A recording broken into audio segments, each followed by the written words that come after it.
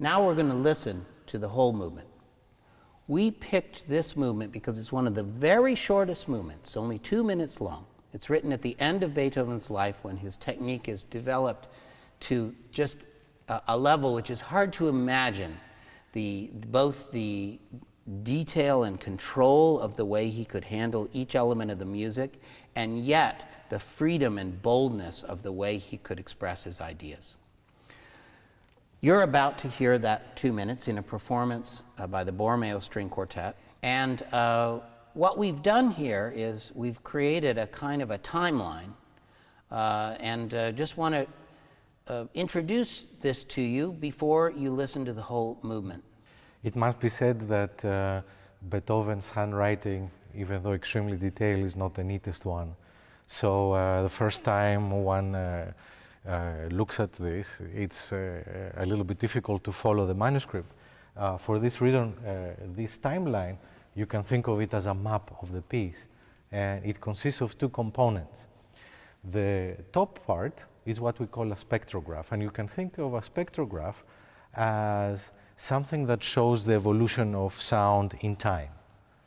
So one very neat thing about the spectrograph is that it can show you how much energy sound has at every moment, and also it presents the work for you almost as a piece of architecture, as you can see everything opening up in time. Now, Stratis, if I'm not mistaken, when we're looking at this, very literally, when someone sees these towers, as it were, of color going up, what you're seeing is this is low pitches down here, and then as we go up here, these are high pitches.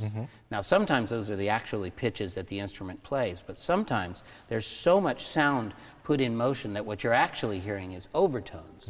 But all of that together is the sort of commotion that's created by this part of the music. So this might be very soft, a very low part, and this would be a very high, very intense part. And right below that, in this level, you can see a waveform of the actual music, and that is literally a representation of the loudness, how loud the passage gets.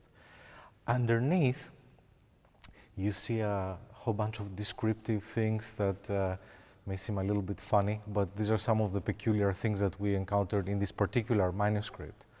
And our job, now that you have been exposed to these elements, is to put them in context, because after all, Beethoven's music is incredibly coherent. So we know that the expressive palette of Beethoven is much bigger than perhaps than we previously thought, but how is it really organized? So that's what we are going to attempt to figure out in the next few videos.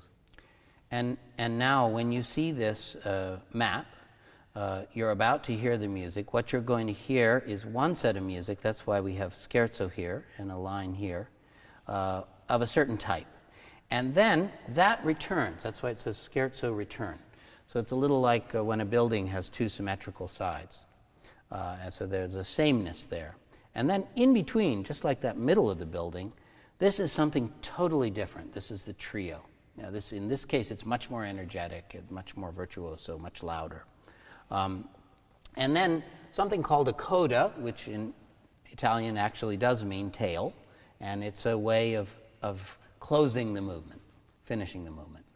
So let's now listen to the performance, and this is what you're going to perceive, this short section, this quite energetic middle section, a transition back, the scherzo return, and then the coda.